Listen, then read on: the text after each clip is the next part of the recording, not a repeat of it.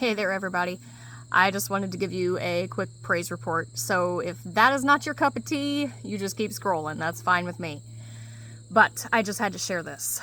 So we have actually been out of town for a couple of days. We had a funeral out of town, and then yesterday afternoon after church, we were eating lunch out with some friends of ours, and I got a text that my road was closed between point A and point B. I won't disclose the location, obviously. But it's a very small section of our rural country road, and we know everyone on this road. The reason for the closure was a structure fire, which was not what we wanted to hear. I mean, immediately your heart sinks, your mind goes to dark places.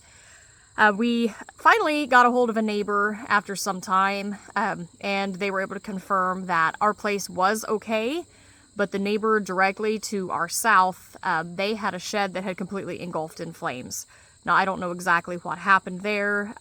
That's not my story to tell, but what I wanted to reiterate is that the fire was very hot, very rapid. We are in stage 3 drought here in Northwest Ohio, and they have said that we would need at least 6 inches of rain in the next 30 days to even get us anywhere near being out of a drought. So, with that being said, everything here is just like kindling. It'll just go up so fast. Any vegetation is just completely dried out. And obviously, you know, a shed is a fuel source. There's wood. There's likely fuel cans and things like that, like people would store in a shed normally. That's pretty common to store that type of stuff in a shed.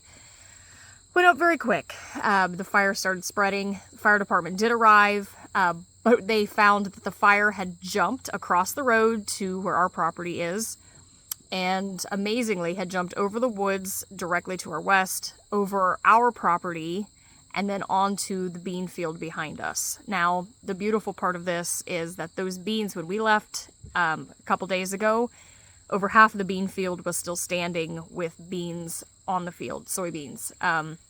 If the fire had struck standing soybeans, it would have been absolute devastation. It would have spread like a wildfire very, very fast. Somehow those beans were pulled off sometime while we were gone. They had been standing like that for over a week, so it's just the grace of God that they pulled those off before the fire started. Also, another miraculous thing, at least for me, is that this fire that jumped our property landed in the bean field less than 60 feet from our habitat that we have in a program. We're not allowed to mow that except certain times of the year because it is a wildlife habitat. We're under contract for that, so we're not allowed to mow it. And it is very dry, lots of dead vegetation in there. If that had gone up in flames, we would have probably lost everything very, very quickly. We weren't at home. You know, you feel helpless because you don't know what's going on. You can't assess the situation. But we are just very grateful that when we did return home, we checked everything here is fine. This morning we came out and inspected the damage here on this bean field, which I'll show you. You can see the proximity of our property line there at the fence row.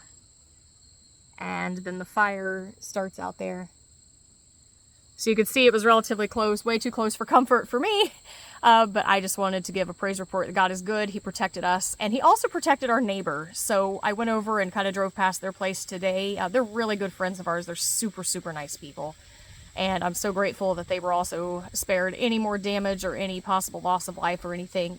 Their propane tank that, you know, fuels their home, their furnace and things, was less than 20 feet from where the shed was ignited. So it melted the siding off the side of their house. That was even further away than the propane tank, but the propane tank was spared. And so I'm just very grateful for that. And I'll put some clips in here when we were walking the field this morning and kind of assessing. You could see how dry it still is. Even though the fire department sprayed water all over the field, everything is still just, the chaff is so extremely dry. So we're praying for rain. We're supposed to have some tomorrow, and I will be so, so grateful when it arrives. But just had to share that, and feeling very blessed today, above what way beyond what I deserve. So I just had to share that, and we'll talk soon. This is the bean field that ignited yesterday. We were not at home.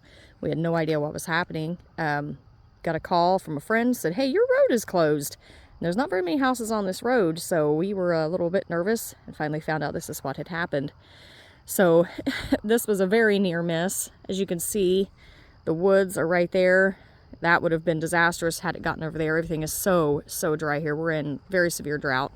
So the fire originated right over there. You can see just a very little bit of white through the trees. That's the neighbor's house where the fire originated in their shed. Jumped our field all the way over here, and you can see it's actually not very far from our CRP land right here. This is 3 acres-ish of CRP property. That's ours. And then our pasture field starts down there where our pigs, our sheep, everything are. Beautiful morning though. I mean, look at that. Absolutely gorgeous. But yeah, very near miss. We are so, so grateful for God's protection, because we could have lost everything very quickly. Could have been really bad.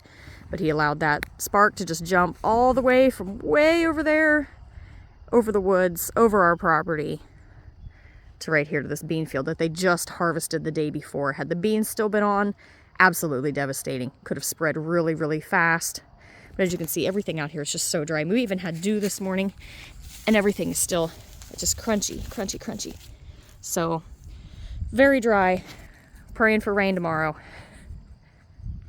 Just out of curiosity, we walked it off from the other end down by our place and walked the other way. It's about 225 feet long by 50 feet wide. So that's a substantial area. And I guess it went up pretty quick. So grateful for the fire department, first responders that came, and most of all, grateful for God's protection. Nobody was hurt.